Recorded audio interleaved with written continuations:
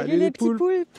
Aujourd'hui, on va vous faire une présentation générale du coup de notre nouveau Grand Cherokee SRT. Donc cette fois-ci, c'est un 2018. Pour rappel, l'ancien gris qu'on avait eu, c'était en fin 2013, donc le début de la nouvelle phase 2. Et donc là, il s'agit d'une phase 3. Donc ça va être l'occasion un petit peu de faire le point sur un petit peu tout ce qui a changé. Voilà, et de refaire un petit point général sur ce que vaut cette voiture.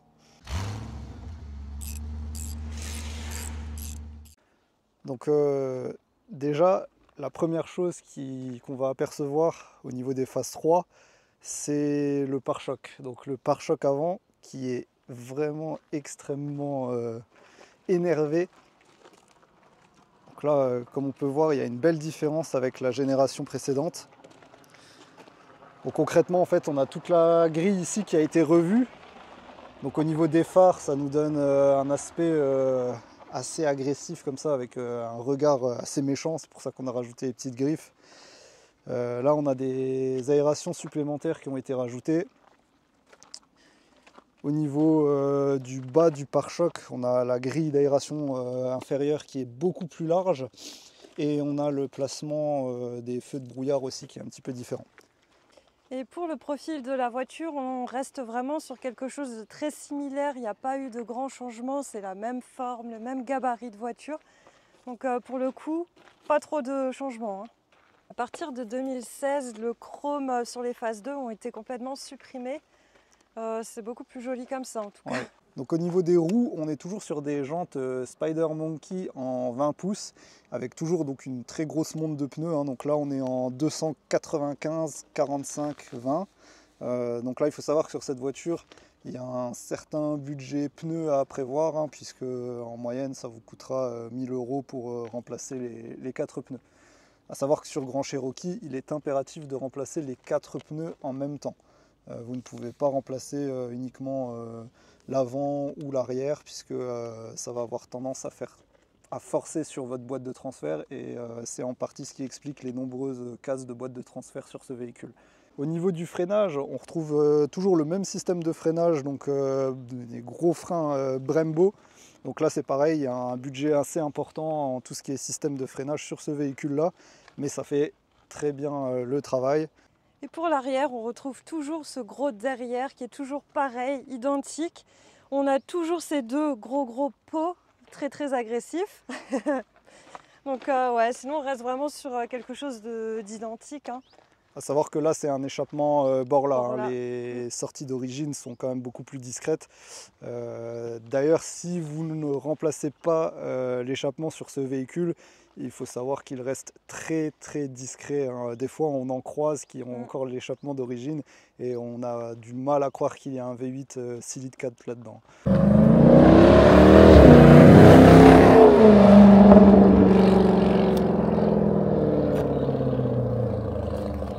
Modification esthétique extérieure de la voiture, l'ancien proprio avait fait poser des petits rajouts carrosserie qu'il a fait venir des États-Unis. Donc par exemple là le petit rajout sur le côté de la voiture, pardon. Cette belle lame aussi qui a été rajoutée, elle est incroyable, elle donne vraiment un côté beaucoup plus agressif à la voiture. C'est vrai que pour le coup, cette lame, elle change vraiment la gueule du véhicule. Ça lui donne vraiment ce côté SRT qu'on peut retrouver sur tout ce qui est grosse, mais Charger, Challenger. Mais ça rend hyper bien. Et niveau modification, on a aussi un petit rajout sur le coffre en noir. Et ça rend bien aussi, ça donne encore ce côté agressif. En fait, c'est une pièce qui vient remplacer l'ensemble où le logo Jeep étant gravé. Donc ça permet tout simplement en fait, de supprimer le logo Jeep à l'arrière. Puis ça donne la couleur noire, ça fait des rappels et puis ça rend bien. Et donc l'ancien propriétaire avait fait une peinture biton, donc toute la partie supérieure du véhicule a été peinte en noir gloss. Donc là c'est pareil, ça lui donne vraiment ce côté muscle car américain, un peu comme la Challenger qu'on avait en jaune et noir. C'est vraiment pas mal. Il est vraiment dans une configuration assez unique en France, on n'en voit pas beaucoup des comme ça. Et c'est vrai que pour le coup, il a beaucoup de succès. Partout Ah ouais. où on va, on reçoit énormément de compliments dans cette Puis les configuration-là. torticolis sur la route, sur les parkings. Ah, le nombre de gens qui se pètent la nuque pour se retourner et regarder leur voiture. Après, beaucoup de gens, du coup, ont tendance à croire que c'est un Tracoq dans cette configuration, forcément. Mais, Mais c'est non. vrai que ouais, c'est vraiment sympathique par rapport au gris qu'on avait, qui lui était beaucoup plus passe-partout. Bah, là, pour le coup, c'est vraiment tout l'inverse, quoi. Ouais. Le Grand Cherokee a été rabaissé aussi par l'ancien propriétaire, donc il a un kit ressort court, ce qui donne quand même du coup cet effet un peu plus sportif aussi parce que du coup il est plus bas. Donc, vous avez du moins 30 à l'arrière et moins 15 à l'avant. Donc c'est vrai que ça permet un peu de limiter cet effet de penchement vers l'avant que vous avez souvent sur les 4x4. C'est vrai qu'esthétiquement, du coup, ben, comme disait Marjorie, ça le rend beaucoup plus agressif comme ça. L'inconvénient, c'est que du coup, j'arrive plus à me glisser en dessous pour faire, pour faire les entretiens. Et du coup là-dedans on retrouve toujours ce 6 litres 4 EMI avec 468 chevaux.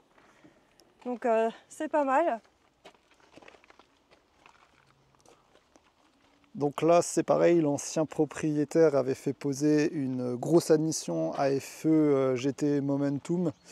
Donc là, ça rajoute pas mal de gueule au moteur. Ce qui est bien, c'est que ça vous permet en fait d'avoir une grosse admission directe, mais qui est quand même protégée en fait de la chaleur dégagée par le moteur. Donc je sais qu'il y a beaucoup de gens à chaque fois qui disent ah, ça sert à rien, ça aspire l'air chaud du moteur, tout ça. C'est une belle alternative quand même avec ce modèle-ci, mais qui n'est quand même pas donné. Là ici il y a également un petit spacer qui a été ajouté qui permet de modifier un petit peu la façon dont l'air pénètre dans l'admission, enfin dans le collecteur d'admission.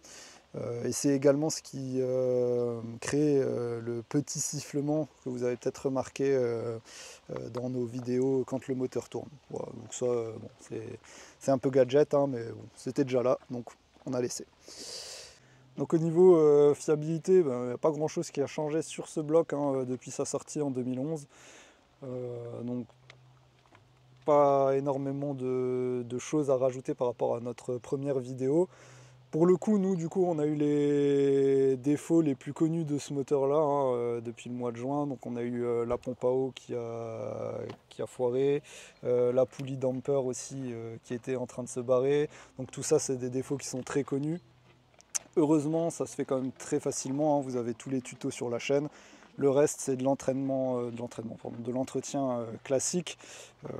Tout ce qui est courroie d'accessoires, les poulies, tout ça. Voilà, là, le véhicule est à 158 000 km. Le bloc moteur, il est quand même nickel, impeccable. Il faut savoir qu'à partir de 2016, Chrysler, le groupe Chrysler a fait légèrement améliorer les poussoirs hydrauliques de ce moteur, puisque autour des blocs EMI, il y a une petite paranoïa avec ce qu'on appelle le EMI-tic. Donc c'est-à-dire c'est un défaut de poussoir en fait qui vient serrer et qui progressivement viendrait détruire votre arbre à cames et peut potentiellement détruire le bloc moteur en lui-même. Donc c'est quelque chose qui arrive, qui fait peur à beaucoup de propriétaires. Voilà, malheureusement c'est aléatoire, je le répète, c'est un problème de qualité sur ces poussoirs, ça n'a rien à voir avec le MDS. La preuve que je peux vous apporter, c'est que le MDS existe depuis bien avant l'apparition de ces moteurs-là, du 6.4 en tout cas du groupe Chrysler, par exemple le 5.7 dans les années 2006 avait déjà le MDS et il n'y avait pas ces problèmes de poussoir. Donc ce n'est pas la désactivation de 4 cylindres qui vous provoque ce problème, on est bien sur un problème de qualité de fabrication des roulements de ces poussoirs depuis la période 2009, donc à partir de l'apparition du 5.7 Eagle. Mais c'est comme partout, les fabricants essayent d'économiser de l'argent sur les matières premières. Donc voilà, pour moi, c'est vraiment la raison de ce souci-là. D'autres disent que c'est parce qu'il y aurait une mauvaise lubrification du moteur. Moi, je n'y crois pas trop, puisque potentiellement, un défaut de lubrification du moteur, par conception, donnerait lieu à des pannes catastrophiques en pagaille. Or là, c'est pas le cas, on est vraiment sur des pannes aléatoires. Donc je dirais qu'il ne faut pas trop stresser, il ne faut pas trop se prendre la tête avec ce souci-là. Du moment que vous faites bien vos entretiens à temps, que vous mettez des produits de qualité, surtout il existe pas mal d'additifs ou de petites choses que vous pouvez mettre en plus, histoire d'améliorer, hein, ça ne va pas sauver les choses. Mais voilà, déjà si vous êtes sérieux avec ce genre de moteur, normalement il est capable de vous emmener loin. Au niveau de l'intérieur, eh bien, il n'y a pas eu beaucoup de changements, on retrouve toujours les mêmes panneaux de porte avec les inserts en carbone. On retrouve toujours les mêmes sièges siglés SRT, donc avec le même design, toujours mi-cuir, mi-alcantara. Les principaux changements vont être au niveau du levier de vitesse ici qui a changé, un peu plus agréable à prendre en main. C'est vrai que celui de la génération précédente est un petit peu bizarre, il faut prendre le coup de main. Au niveau du tableau de bord, pas beaucoup de changements également. On a le plastique gris qui a été revu avec une meilleure finition. Sur les anciennes générations, il est vraiment gris plastique. Là, il y a des petits motifs dessus qui font un petit peu plus haut de gamme, on va dire. Voilà, ce genre de petits détails. Au niveau de l'écran, on reste à peu près sur le même système avec toujours ces pages d'informations où vous pouvez voir en fait les jauges, pression d'huile, température moteur, ce genre de trucs, ça peut être toujours sympa. Et à partir de 2018, vous avez également la possibilité de brancher votre téléphone en CarPlay. Mais voilà, ça vous permet d'avoir votre téléphone sur l'écran. Au niveau du volant, du compteur à vitesse, pas de gros changements. Le compteur à vitesse a été légèrement revu, il est un petit peu différent, un petit peu plus développé, ça fait un peu plus moderne. Mais globalement, dans l'ensemble, c'est toujours pareil. Donc à ce niveau-là, on a toujours la même commande centrale en fait pour sélectionner votre mode de conduite, ce que vous préférez. Donc tout à droite, vous avez le mode tow, donc si là vous tirez une caravane ou quelque chose, donc vous tractez quelque chose. Vous avez le mode snow, donc pour la neige, le mode automatique où là c'est une gestion automatique tout simplement. Le mode sport où là la conduite devient déjà un peu plus dynamique, et vous avez le mode track où là vous lâchez tout, vous n'avez plus d'assistance, plus rien, donc normalement pour une utilisation circuit, mais c'est vraiment à la volonté de chacun. Alors il faut savoir que ce véhicule est équipé du système MDS, donc qui désactive 4 cylindres pour faire des économies de carburant. Alors déjà sur notre ancien Jeep Grand Cherokee, quand le 4 cylindres s'active, c'est vraiment dégueulasse. Vous sentez la voiture qui tremble, le bruit change, enfin c'est vraiment pas agréable. Si vous avez ce genre de comportement de votre Grand Cherokee, je vous invite à rouler au maximum en mode sport. Cela désactive dans la grande partie le MDS et vous roulez en 8 cylindres quasiment en permanence. Donc vous sentirez quand même une belle différence au niveau du comportement routier. Et si comme nous, vous avez un échappement qui a été rajouté, vous aurez moins cette sensation de drone ou de vibration quand quand le MDS s'active. Du coup, au niveau des options, on a toujours énormément d'options. Donc, la version 2013 qu'on avait était déjà extrêmement équipée pour l'année, pour une américaine. Et donc là, ça continue. On retrouve un petit peu tout entre les radars avant, arrière, la caméra de recul, les capteurs de ligne droite. Voilà, le mode éco, on s'en fout, on n'achète pas ça pour être éco. Tout ce qui est siège ventilé, le volant chauffant, les capteurs d'angle mort. capteur d'angle mort. Donc bon, tout ça c'était déjà disponible sur la version 2013 qu'on avait. Il me semble juste que le petit truc en plus maintenant c'est le mode parking automatique. Donc là vous avez ce petit bouton là où quand vous avez besoin de faire un parking en créneau ou quoi, la voiture le fait tout seul. Vous appuyez sur le bouton et le volant tourne tout seul. Nous, Pour notre part, on l'a jamais testé. Ça nous fait un peu flipper nous, donc on l'a jamais essayé. Vous avez donc encore ces gros inserts en carbone. Donc ça c'est un défaut connu sur les grands Cherokee. Avec l'âge, ils ont tendance à se décoller. Sur le nôtre, ils sont encore parfaitement intacts. Sur notre 2013, eux, ils s'étaient décollés. Donc là, voilà, c'est un petit défaut à connaître sur lequel vous pouvez jouer au niveau du prix si jamais ça vient à se décoller, puisque c'est relativement cher à faire changer chez Jeep. La plupart du temps, les gens font simplement un covering ou un truc comme ça par-dessus. Donc là, pour la version de 2018, je ne sais pas s'ils ont changé quelque chose dans la fixation ou quoi, mais en tout cas, il n'y a pas un seul signe de décollage, donc 158 000 km, ça a l'air pas mal. On retrouve toujours cette sono Harman Kardon qui est géniale. Donc il y a 19 haut-parleurs répartis dans tout l'habitacle. Donc franchement, c'est une petite discothèque qu'on roule, c'est génial. C'est vrai que là, si vous êtes amateur de gros sons, vous pouvez vraiment faire péter les watts. On ne pourra pas vous montrer malheureusement pour des raisons de droit d'auteur, hein, merci YouTube. Mais c'est clair que si vous aimez vous ambiancer dans votre bagnole, c'est vraiment de la balle. Tu nous montres l'arrière ? Donc là c'est pareil, à l'arrière on retrouve le même espace intérieur avec les mêmes finitions, les mêmes panneaux de porte. Donc voilà, vous avez beaucoup de place, hein. Si jamais vous avez une grande famille, vous pouvez foutre les marmots à l'arrière et faire un pied plancher et envoyer tout le monde dans l'espace.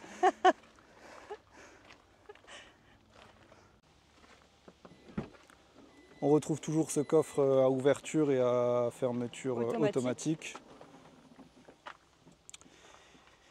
Et donc, ouais, c'est pareil, on retrouve le même coffre, pas beaucoup de changements, toujours la même capacité de contenance. Donc un très très gros coffre, hein, là c'est pareil, si vous voulez partir en vacances avec la famille, tout ça, c'est vraiment très pratique. Maintenant, on va parler des choses qui nous plaisent un peu moins. C'était déjà valable pour l'ancien modèle, mais on va en rediscuter. Déjà, c'est les finitions. Donc, pour ceux qui le savent, les véhicules américains, c'est vraiment monté avec les pieds en fait, hein. Vous n'avez rien qui est aligné, vous voyez chaque partie en fait de carrosserie, il n'y a rien qui est vraiment droit. Là la porte arrière, vous voyez, elle est un petit peu désaxée par rapport à celle-là, enfin c'est vraiment un peu limite pour un véhicule de ce prix là, hein, puisque neuf avec le malus on devait être largement au-dessus des 100 000 € il me semble à l'époque. Donc là, voilà, c'est des petits détails, mais c'est vrai que c'est toujours un peu chiant. Mais ça, c'est global aux véhicules américains, hein. Même chez Tesla, encore aujourd'hui, vous trouvez ce genre de problème d'alignement. Là, pareil, là, le pare-choc arrière, vous voyez, ça ressort un peu. Mais bref, c'est du détail. Voilà, on va dire que le véhicule a une telle gueule, en général, qu'on n'y fait pas trop gaffe. Et personne ne le voit. Hein. Voilà. Autre petit défaut, donc c'était déjà le cas sur l'ancien qu'on avait. Vous avez toujours donc ces ailes qui ressortent par là et vous avez énormément en fait de projection de gravier. Donc en usine, ils collent un film transparent là, PPF, je ne sais plus comment ça s'appelle, de protection, mais bon, ça suffit pas, hein. Vous avez pas mal de piqûres en fait de petits graviers, de petits trucs qui viennent à l'avant. Donc là, si en plus de ça, vous mettez des cales pour espacer les roues ou un truc comme ça, le problème est encore pire. Donc là, en fait, on le voit bien, même sur les rajouts qui ont été mis, la peinture, elle est complètement piquée par tout ce qui est gravier, tout ça qui viennent taper dedans. Bon, ça brille tellement qu'on voit rien. L'avantage de cette pièce, du coup, c'est qu'elle a tendance à protéger un peu plus la carrosserie qui est au-dessus, puisque la majorité des graviers, du coup, viennent rebondir là-dessus. Donc pareil, à partir de 2018, les calculateurs ont une sécurité supplémentaire qui vous empêche en fait d'effacer les codes défauts ou même de les lire dans certains cas via la prise OBD classique qui se trouve sous le volant. Donc si comme nous, vous faites les choses vous-même, vous devez acheter ce câble de bypass que vous devez venir connecter là-dessous. Donc ça, ce rajout là, cette sécurité concerne tous les véhicules du groupe Chrysler. C'est bien embêtant, hein, puisque du coup il faut accéder en fait aux fiches de sécurité qui sont en dessous pour venir y connecter ce câble là. L'avantage, c'est qu'une fois que votre bypass est branché, vous pouvez le laisser connecter. Vous trouverez le tuto sur notre chaîne. Mais si comme nous, vous voulez voir ou effacer des codes défauts à partir de 2018 sur ce véhicule-là et que vous n'y arrivez pas, c'est tout simplement à cause de ça. Et une fois que le bypass est branché, vous pouvez utiliser en fait n'importe quelle valise correctement. On retrouve toujours cette boîte ZF8 8 rapports. Donc elle est très très fiable si vous faites l'entretien correctement, hein, comme d'habitude. Et cette version n'est pas disponible avec une boîte manuelle, hein. La boîte de transfert, j'ai regardé en dessous, légèrement été modifiée, j'ai l'impression. Il me semble qu'elle a été fiabilisée à partir de 2017. Avant ça, il y a énormément de problèmes de casse sur ces boîtes de transfert, hein. D'ailleurs, l'ancien qu'on avait nécessité une nouvelle boîte de transfert vers 98 000 km et avait été prise en charge à moitié seulement par Jeep et la facture était de 4 000 €. Voilà, donc faut savoir que c'est quand même un véhicule qui est très agréable. Vous pouvez l'avoir à un bon prix. Par contre, je vous conseille quand même d'avoir un bon niveau de vie ou en tout cas d'avoir de l'argent à investir au quotidien sur ce véhicule-là, puisque la plupart des pièces coûtent relativement cher, pas plus cher que nos véhicules en Europe. Par contre, il y a des pièces critiques, par exemple comme la boîte de transfert, si jamais elle casse, ça va tout de suite coûter bonbon. La consommation tourne autour de 20 litres au 100. Et on a une autonomie environ de 500 km. C'est vraiment pas ouf, mais après on ne prend pas ce véhicule pour voir et faire attention à ça en fait. Oui, souvent on a des gens, la première question c'est ouais, ça consomme combien, machin. Bah oui, ça consomme. Si c'est votre première question concernant un véhicule comme ça, c'est même pas la peine de l'acheter, quoi. Et il faut savoir que du coup on ne met que du 98 nous pour vraiment que le moteur tourne bien rond. Donc par plein, nous on n'attend jamais d'être dans la réserve puisque c'est pas très bon. Donc on fait des petits pleins. On fait des petits pleins, mais des petits pleins qui en moyenne nous reviennent à 110 € en 100 plans 98. Sachez-le, voilà. Ça coûte cher, ça roule pas loin, ça consomme beaucoup, mais c'est un plaisir à conduire. Donc écoutez, on achète ça, on le sait. Il faut faire des choix dans la vie et c'est comme ça. Toutefois, vous pouvez également faire une conversion à l'éthanol. C'est des moteurs qui supportent assez bien l'éthanol, il n'y a pas de souci. Par contre, sur l'ancien Grand Cherokee qu'on avait eu, à force de rouler qu'à l'éthanol et uniquement à l'éthanol, les injecteurs avaient été gravement endommagés. Donc voilà, il faut le savoir sur le long terme, si vous n'alternez pas quand même un petit peu avec de l'essence, l'éthanol peut potentiellement abîmer certaines pièces d'alimentation. Voilà les amis, donc en conclusion, on reste donc sur une voiture qui n'a pas subi beaucoup de changements. On va dire que c'est surtout l'esthétique de la face avant qui a changé. Là, nous, on est reparti sur ce véhicule puisque sa configuration est quand même bien différente de celui qu'on avait.